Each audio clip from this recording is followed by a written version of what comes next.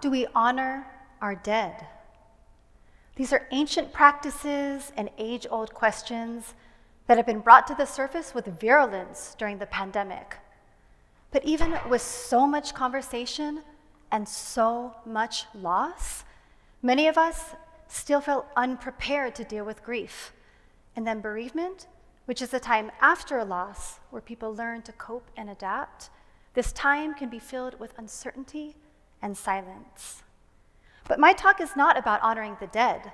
I start with this because in the work that I do, I ask, how do we honor the living, particularly when that person who has died has young children? And what about that surviving parent or caregiver who is now living without their loved one? What do we have to honor the living in a way that promotes their wellness through bereavement and beyond? So I've been trained as a counseling psychologist and a prevention scientist, and I've been doing clinical work for over 20 years. But most of my work lately has been in community-embedded interventions with bereaved families.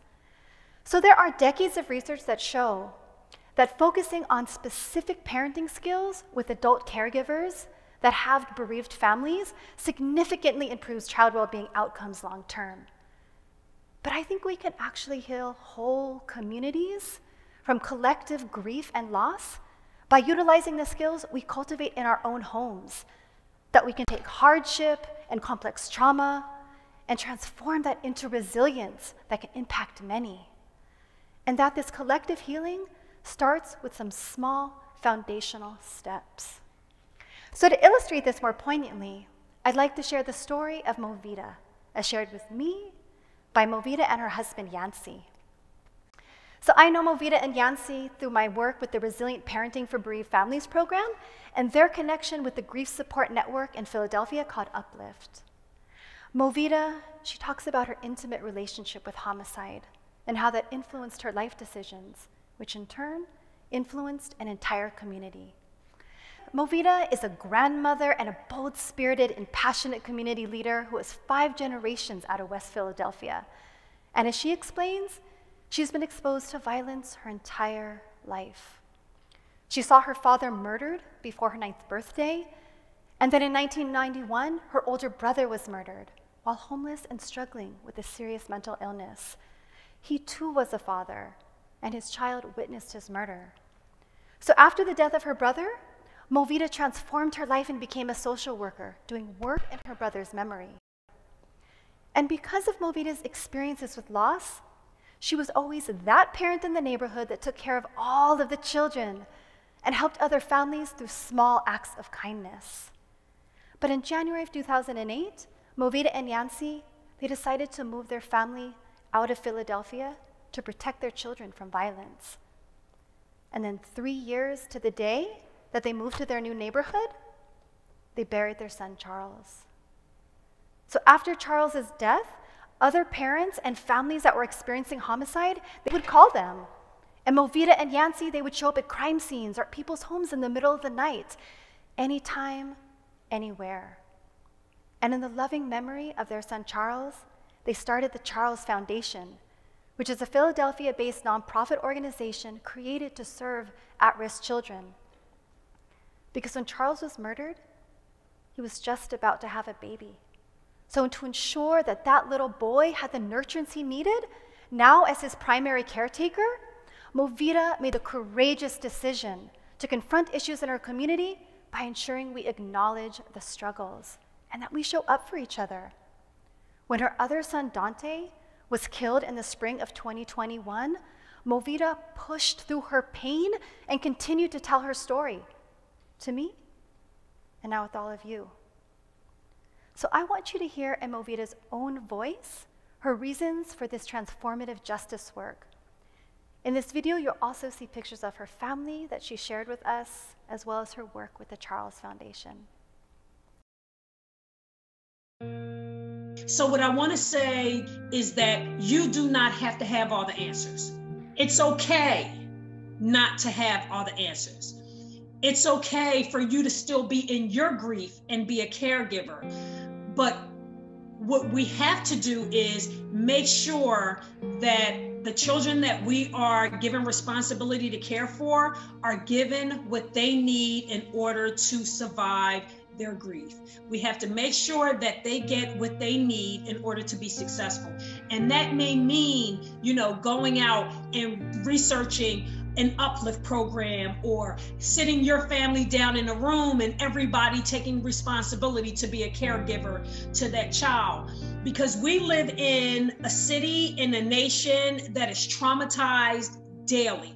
We had 499 homicides in Philadelphia in 2020, over 2,000 shootings in Philadelphia in 2020. We are all traumatized. So we need to take responsibility as a community, as a city, as a people, to help each other to navigate and survive this trauma, but more importantly, to make sure that the next generation are well.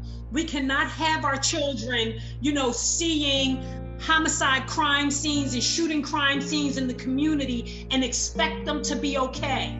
Expect them to go to school and learn. Expect them to be able to have healthy relationships if we are not allowing them to address their trauma. So it is our responsibility to take care of the next generation. And that's what we try and do as Khalif and Chad's grandparents, and that's what we try and do as the co-founders of the Charles Foundation.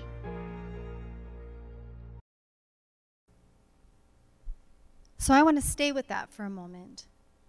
We should not be expected to be okay if we are not dealing with our grief. So right here, this is my cousin, Ray Makahilig. We're just a couple of years apart in age. And he was murdered in the summer of 1991. And he too was a parent that left behind a child, Rhea, who would never know him. And while there were people in my family that think about him all the time and suffered in their grief, as well as transformed their lives in his memory, there were some of us that didn't really talk about it. And I was one of them. Because sometimes you are just not sure how to grieve, or if you even have the right to grieve. So many of us associate grief with the loss of a loved one. But grief is the normal and expected reaction to the loss of someone or something. People can experience acute grief, which is short-term emotional pain, or complicated grief, which can last a long time. They can experience vicarious grief, which is when they feel deeply empathetic with someone else who has experienced a loss, or disenfranchised grief, where someone may not feel like it's allowed or even appropriate to grieve. Each one of you has likely experienced one or more of these things during the pandemic. And if you were one of those people who experienced grief that was not directly related to the death of a person, like the overwhelming sense of loss from all of the drastic changes in your life, you may not have felt the personal or societal permission to grieve, even though the experiences were painful. So how do we do that? How do we honor ourselves? So two mentors of mine, Erwin Sandler and Charlene Walchek, they began to study divorcing parents and children's adjustment in the 1990s, and they created a program called the New Beginnings Program. And what they found is that teaching specific parenting skills focused on strengthening family bonds, active listening, and effective discipline significantly improved child well-being outcomes. It lowered children's depression, it improved their school performance, and it lowered substance abuse over 2 decades after their parent went through the New Beginnings program. And this is without ever seeing the child. So they adapted this program for bereaved families, and their careful research found the exact same thing, that teaching focused parenting skills lowered parents' and children's long-term distress and grief and mental health issues over 15 years. So I've been working in both these programs for many years, and I've seen firsthand how miraculously this works in families.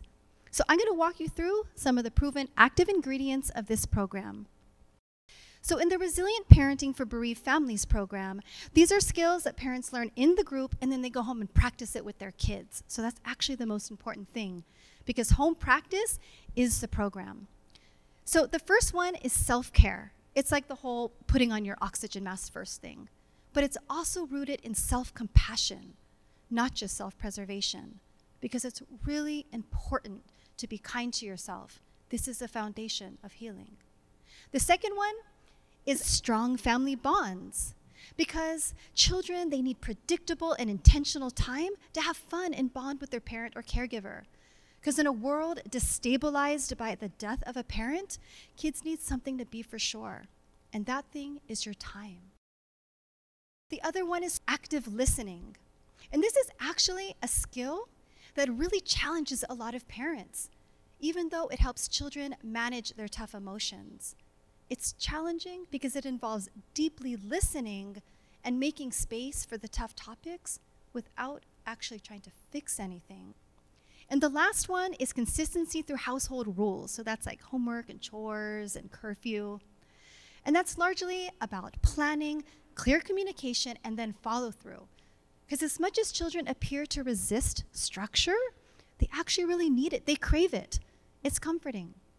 So how can we use all of those skills to then heal in our workspaces, our school spaces, our relationships, and in all of our different communities? Well, remember, like in the program, it's important that you make it a practice. And it's actually the very small things that start all of this large-scale change. So I ask you this. What can you do to be compassionate to yourself and to others? Because it's actually the small acts of kindness that shift people's perceptions. And then it's the aggregate of these small acts that shift culture in our shared spaces.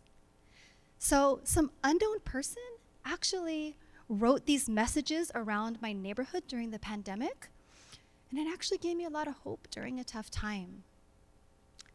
So the second thing I ask you is, what can you do to create stronger bonds with the people that you care about? So this time has really forced us to assess what we value and how we show up for each other. So I'm gonna tell you, don't be too busy. Make sure you make time for your people and that you do so consistently. Make it a routine to enjoy yourself, because a good feeling is a good kind of infectious. How do we actively listen to each other? So you have the opportunity to do this every single day of your life. And part of active listening is making space for the tough topics. So in your work spaces, in your relationship spaces, I encourage you to acknowledge that the pandemic has been challenging for everyone in varying degrees. Yes, there have been silver linings, and yes, it's important to stay positive, but it's also important to recognize hardship. So don't just get back to business as usual. Do the reparative work of making listening spaces. You don't have to talk about grief, and bereavement doesn't always show up as sadness. You just have to make the time to reconnect. And lastly, since consistency is mainly about planning and follow through, and then making sure that we're accountable, in a world that is rapidly changing, how can we coexist and collectively re-envision our world and make plans that are accountable to future generations? Because while we're doing so much shifting, what can be dependable is our word and our actions that center dignity. So the cool thing about parenting skills is that you don't actually have to be a parent. These are just ways that we express how we care for each other and for ourselves, because the change is going to start with you. So in closing, I'm going to leave you with another gem from Yancey. And he said, you want to know how rich you are? Look around at all the things you have that you didn't have to pay for. So these gestures, they don't have to cost anything. They are just simple but important commitments. And hopefully, we see these steps as our collective responsibility. Thank you.